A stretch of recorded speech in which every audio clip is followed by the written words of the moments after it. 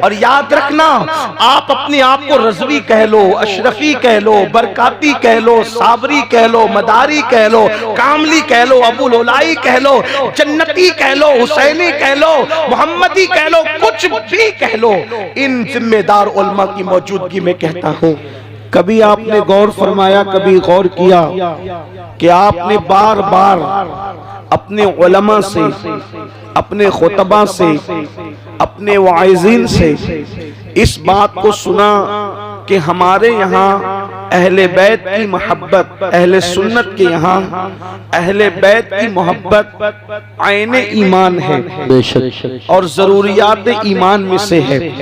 यानी जब तक आपके दिल में अहले बैत की मोहब्बत न होगी उस वक्त तक आप मोमिन नहीं हो सकते।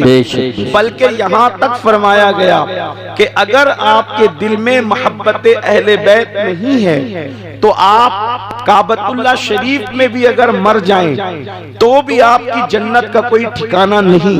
मोहब्बत अहले बैत के बगैर गुजारा नहीं। इसीलिए आप सिद्दीक अकबर से लेकर सैयदना अबू बकर सिद्दीक अफजलुल बशर बादल अंबिया बि तहकीक सैयदना अबू बकर सिद्दीक से लेकर हुजूर मुफ्ती आजम और मुहद्दिस आजम तक हमारे कायदीन की, हमारे बुजुर्गों की जिंदगी का जायजा ले तो आपको पता चलेगा हर एक के दिल में अहले बैत की मोहब्बत थी।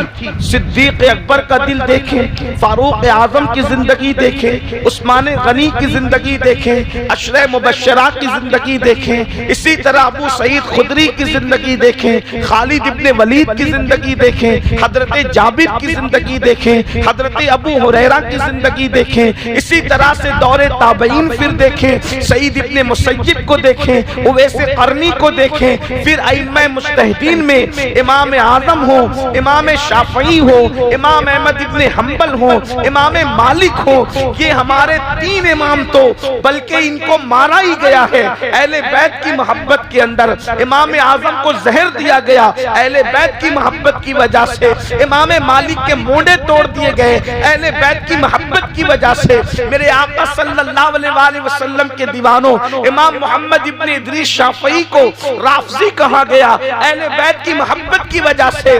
आपने फरमाया, जिसको जद्दुल मुमतार में मेरे इमाम ने नकल फरमाया, इमाम शाफई कहते हैं आलुन नबी ज़रीअती व हुम इलैहि वसीलती अर्जू बिहिम आता गदन बियदिल यमीन सहीफती।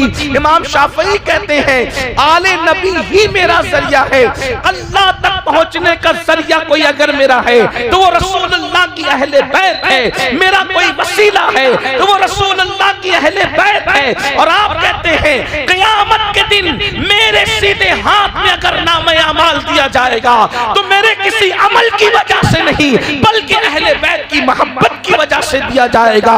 मेरे प्यारे आका सल्लल्लाहु अलैहि वसल्लम के दीवानों, आप गोया के जिस वली की जिंदगी को उठा करके देखें आपको पता चल रहा है अहले बैत की मोहब्बत, सहाबा की जिंदगी में अहले बैत की मोहब्बत। मैं बतौर सबूत एक एक दो दो बातें पढ़ता हूँ, लेकिन आज मेरा सवाल ये होगा पूरी महफिल से और पूरे मजमे से सवाल ये होगा कि आखिर मोहब्बत अहले बैत उम्मत के लिए लाजिम क्यों की गई, मोहब्बत क्यों जरूरी करार दी गई, अहले बैत की मोहब्बत जरूरी क्यों है। मेरे आका अलैहिस्सलाम के प्यारे दीवानों, आज ये देखिए सैयदना अबू बकर सिद्दीक रज़ी अल्लाह तआला अन्हु कितनी मोहब्बत फरमाते हैं, अहले बैत से कितना प्यार करते हैं। आप फरमाते हैं उरक़ुबू मुहम्मदन फी अहली बैती के मुहम्मदुर रसूलुल्लाह सल्लल्लाहु अलैहि वसल्लम का जिस तरह हम एहतराम करते हैं, ताज़ीम करते हैं, बिल्कुल उसी तरह रसूलुल्लाह की अहले बैत की ताज़ीम की जाए। हुजूर का ख्याल करो अहले बैत के मामले में। इसीलिए देखें एक मर्तबा सिद्दीक अकबर रज़ी अल्लाह तबारक व तआला अन्हु इमाम हसन को अपने कंधे पे बिठा के, सिद्दीक अकबर का हसन मुज्तबा से क्या खूनी रिश्ता था?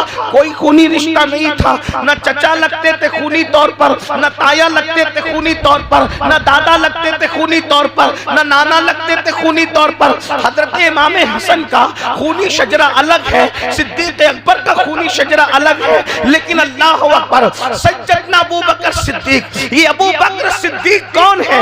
मेरी कौम के जवानों, आपको अंदाजा होना चाहिए, जिस अल्लाह अकबर किसी की सहाबियत मुहक्किकीन की तहकीक से साबित है, किसी की सहाबियत सहाबा के अक़वाल से साबित है, किसी की सहाबियत हदीस मुस्तफा से साबित है। एक तन्हा रसूलुल्लाह का सहाबी ऐसा है कि जिसकी सहाबियत कुरान मुक़द्दस से साबित है। कुरान ने जिसको सहाबी कहा है वो सैयदना अबू बकर सिद्दीक। सुभान अल्लाह, वाह वाह, नारे तकबीर, नारे रिसालत, नारे हैदरी, नारे गौसियत, मसलके आला हजरत हजरत अल्लामा सैयद अमीनुल कादरी साहिब क़िबला, उलमाए अहले सुन्नत, सरजमीन अदलिया शरीफ। सिद्दीक़ अकबर जिनको रसूलुल्लाह ने अपनी ज़ाहिरी हयात में अपने मुसल्ले पर खड़ा किया, वो इमाम हसन को अपने कंधे पे लेकर मदीने मुनव्वरा की गलियों में घूमते हैं,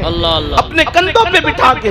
कोई पूछने वाला पूछता है, अमीरुल मोमिनीन आप क्या कर रहे हैं? तो सिद्दीक़ अकबर फरमाते हैं, मैं क्या कर रहा हूँ, मैं तो अपने नबी की सुन्नत पर अमल कर रहा हूँ, क्योंकि मैंने रसूलुल्लाह को ऐसे करते देखा, इसीलिए मैं भी ऐसे कर रहा हूँ। ये सिद्दीक़ अकबर का अंदाज। उसके बाद सैयदना फारूक आज़म को देखें, अमीरुल मोमिनीन, गैज़ुल मुनाफिकीन, इमामुल मुजाहिदीन, सैयदना उमर इब्न खत्ताब रज़ी अल्लाह तबारक व तआला अन्हु, इमाम हुसैन और इमाम हसन की छोटी बहन सैयदा उम्मे कुलसूम के साथ आप निकाह का पैगाम भेजते हैं और फरमाते हैं कि इनके साथ निकाह करना है। छोटी उम्र की वजह से उज्र किया जाता है। तो उमर इब्ने खत्ताब मिंबर पे तशरीफ लाते हैं और मिंबर पर आने के बाद फरमाते हैं कि मैं किसी ख्वाहिश की वजह से उम्मे कुलसूम के साथ निकाह नहीं कर रहा हूं, बल्कि उम्मे कुलसूम के साथ निकाह करने का मकसद ये है कि फातिमा ज़हरा का दामाद बन जाऊं, ताकि रसूलुल्लाह ने जो फरमाया कि क़यामत के दिन सबके हसब व नसब मुनक़ते हो जाएंगे सिवाय मेरे हसब व नसब के, तो फातिमा के रिश्ते से मैं भी रसूलुल्लाह से अपना रिश्ता जोड़ लेना। सुभान अल्लाह, सुभान अल्लाह। इसलिए उम्मे कुलसूम को निकाह का पैगाम दिया गया।